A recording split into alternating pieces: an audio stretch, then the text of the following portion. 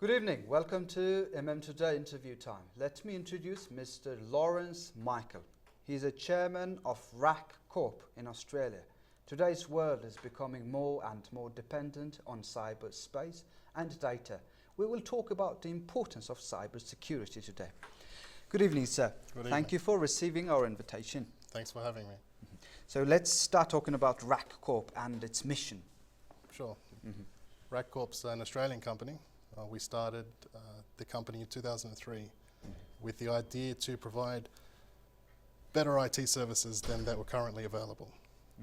From there, we've expanded from Sydney to some other cities and countries, and our mission for the last 5 years has been to expand throughout Asia, including Mongolia. So how many countries at the moment are you covering? We're in 12 countries now, Oh, and expanding. Since 2003. 2003. That's a big success. So far, so good. So now I want to ask about the cloud. I know we have some imagination that somewhere in the sky or maybe on the ground there's a place that we are sending our information and data, we are keeping our data. But what really happens from the technical side? What's cloud? Sure. Cloud is basically a collection of data centers, all interconnected, providing data from many locations to many locations. So an easy way to understand it is to think of the cloud as something above us, because we're all connecting, we can all see it, we're all connecting to it. But essentially it's specialist purpose-built buildings where your data is stored in infrastructure that's connected to multiple networks, and people over the internet can connect and receive their information. So certain countries have the clouds. Let's say in the United States there's one cloud. Is it or several spaces that interconnected? I guess there are millions of clouds out there, and they're all, I guess the term cloud would refer to as a cloud and multiple clouds all sharing information between each other. So it doesn't have to do with anything in the sky? No. No satellite even? Satellites are part of the network, so in certain places, rather than connecting underground or through fiber or through cables, they'll be connecting through satellites. So in Mongolia, what's the case when the data storage is concerned, based on your experience in Mongolia? From our research over the past 12 months and through talking with various companies in Mongolia, we've identified that most companies that we've spoken to don't know where their data is. And that's worrying. The companies that do know where their data is, the majority of them have their data outside the country, which is also worrying. Why is it worrying? When you think about a person's data or a company's data or a government's data, the first thing is security. How secure is that data? Who has access to that information? If that information is accessible by the wrong people, you are vulnerable to having those people have your information. It can be used in any way. So I guess the main reason of our research to identify where the data is stored is to promote having data stored locally within the country rather than outside of the country. So where do Mongolians are storing their data mostly, based on your study? Well, there are two types of ways that Mongolian companies and different entities in Mongolia are storing their data. The first is on-site in their own buildings, and the second is in the cloud, which means through a company providing cloud services. And the companies providing cloud services that we're aware of in Mongolia are companies that are external to Mongolia. External to Mongolia? Yes. What countries? Various countries, the United States, China, different other countries in the region here where data is going to be stored in those locations rather than in Mongolia. Rather than in Mongolia. Correct. So most of our companies and entities, Mongolian companies and entities, don't know where the relocation of the data is. From our Can we assume research, that? yes. Wow. What kind of cyber attacks are there? Basically. Generally speaking, cyber attacks, there are many different types of cyber attacks. But essentially a cyber attack is one entity interfering or obstructing with another entity, or one entity gaining unauthorized access to another entity. So when the technicality is concerned, what types of cyber attacks are there? Let's say, well, when I think about cyber attack, going into someone's profile and stealing the information and use it in a wrong way, use it in an illegal way, is that it? That's one type of attack. What are the other types? So that way that you've just explained means obtaining unauthorized access to someone's information. The other attack is preventing that entity or that company or that person from promoting services through their network. So can you tell our audience what we have to know and what we have to know when we decide to store our data in cloud? 2 main points. 2 main points, okay. First point is security. Who has access to that information? The second is safety. Can I guarantee that that information is only, they're both in one in the same. The main point is safety and security. So in last 15 years, from the RackCorp, have you been under cyber attack? And what was the most powerful and bad attack, cyber bad attack? Like most companies, we're all susceptible to attacks. So it's inevitable that it's going to happen to all of us. That being said, it's very important to have a strategy and procedure in place to ensure that you can mitigate the problem of the attack. That includes developing systems that can slow or prevent the attack from hitting the network. And with our company over the last 7 to 8 years, we've started developing strategies to protect networks from DDoS attacks. If not secret, can you tell us about the real process of keeping secure those strategies? Like, Sure. what happens in the cyber world? Attacks originate from many different locations, and it's very difficult to pinpoint one location and block that location because it happens from all over the world. Because of our network and the way we've developed and grown over the years, we've established network and presence and infrastructure in many different locations around the world. So we're in a great position to be able to block lots of different types of traffic from so many different points at somewhere close to the sources, so that the natural traffic and the systems that need protecting are protected in those locations. Protect by what? Like Protected from... Is it a firewall or is it? At a technical level... Yeah, I want to know about the technical level. At a technical level, there are many hardware and hardware appliances and software systems that work together to identify different types of attacks and to block. Let's say in Australia there's a presidential election or something big is happening, and how do you guys plan for that event as the cyber security concerned?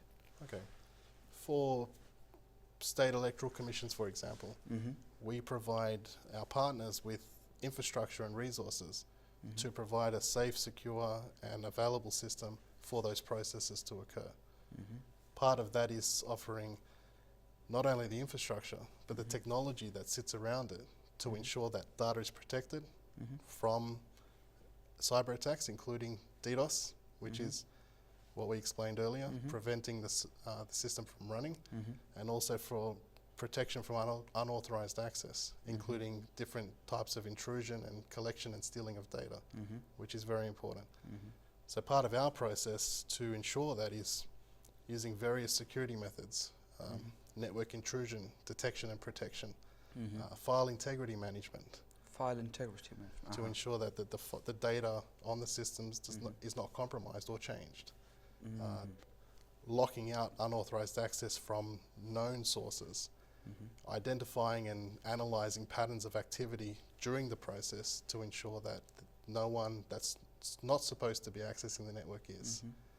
So all of those things together work to provide a solid, secure environment so that processes like elections can happen smoothly. What do we have to know when we use cloud? The main points when utilizing a cloud provider or uploading your data to a cloud service are knowing where that data is stored. That's probably the single most important piece of information. The reason being, if your data is stored outside the local jurisdiction, then you're susceptible to a foreign entity's rules and regulations. So knowing where your data is and essentially knowing that your data is local is very important. What's the policy and law environment on the cyber attacks in cyberspace in Australia that Mongolia can learn from? I guess the policies regarding storage of data in a data center are dependent on the country and the government of that country. Certain countries will require that full access to all data is available anywhere in the world by a company that's from that particular country. Oh, wow. How about Australia? Australia, I guess Australia, including most countries, will have a similar policy, but it's a lot more stringent, meaning that if, as we talked about, cybersecurity and access of data and protection of data, if there's a presumption that there's any illegal activity happening on a network and a government requires access to that data, and there are several stages of requesting that information. Even if you are government? You have several stages. Even if you're a government. As a private entity, you are required by law to provide that information upon subpoena if there's a presumption that based on the evidence collected so far, there is illegal activity happening on that network. So you've done a big research on our cyberspace, Mongolian cyberspace, last 1 year. Yes.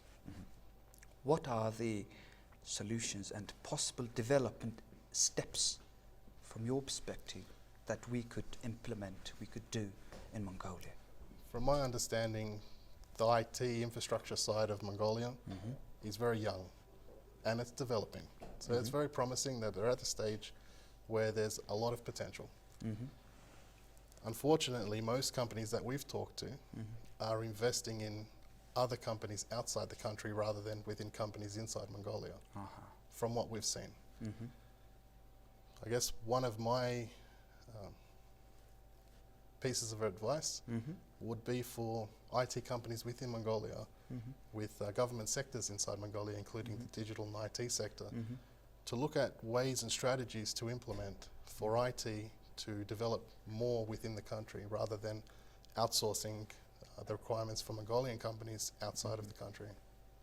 So basically you're saying we should build up our own infrastructure for data storage, is that it? Definitely, definitely. Well, I'm a social, I have social media accounts, you know, Facebook, Twitter, Instagram, that kind of stuff. Do you use them? I don't. Why? I know if I did, I wouldn't have time to do anything else.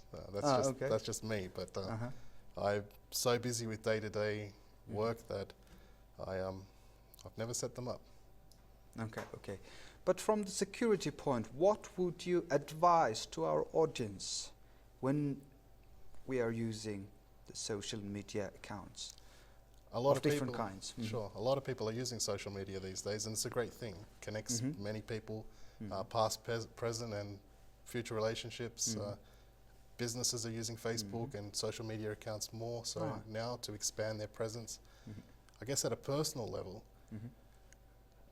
to ensure better safety and security measures, limit your information that you provide on the internet through your social media accounts. Only connect to people who you know. Try not to expand your profiles to have so many different people, because everybody that's on your network knows about you. They follow your movements, what your likes, dislikes. So it's better to focus on the people that you know and share and create that social media experience with. So keep it limited, guys, right? That was the intention of it anyway. Yes, well, not to limit, but to ensure that you're limiting the amount of personal information you're providing, because that's public. So Yes. that's what's important. Let's go back to the RackCorp. What's the real mission of RackCorp entering in Mongolian market, cyber market? Okay. Over the past 5 years, our strategy has been to focus on the Asian region. So we've gone through Singapore, Hong Kong, Philippines, Japan, and now Mongolia.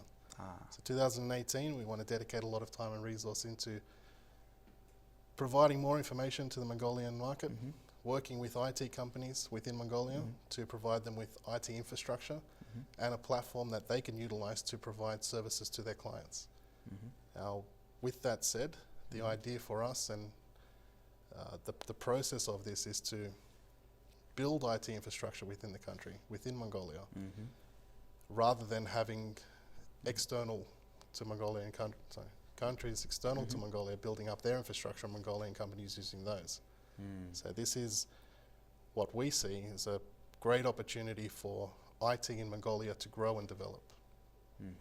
So over the next 12 months, we will implement infrastructure in multiple data centers through Mongolia and give access to that infrastructure to established and emerging IT companies in Mongolia so that they can focus on utilizing that infrastructure within Mongolia to provide services that stay local.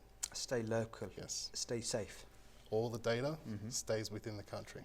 Do you need government support on this? Definitely. I think government, from our research and from our talks, their services are running really well within the country, but hopefully we can share experiences and wisdom together where we can help develop strategies going forward. Right. Well, thank you very much for a very interesting topic, and this is actually very new to, I must say this is actually very new to me. Okay. And I hope many other audiences, and thank you very much. I wish you good health and good luck. Thank you very much. And I wish for good, secure cyberspace within Mongolia in the close future. Thank you. Thank you, sir. That's all for today. Thank you for being with us. You're watching Today Interview Time. We'll see you next Tuesday with more news and updates. Have a good one. Bye-bye.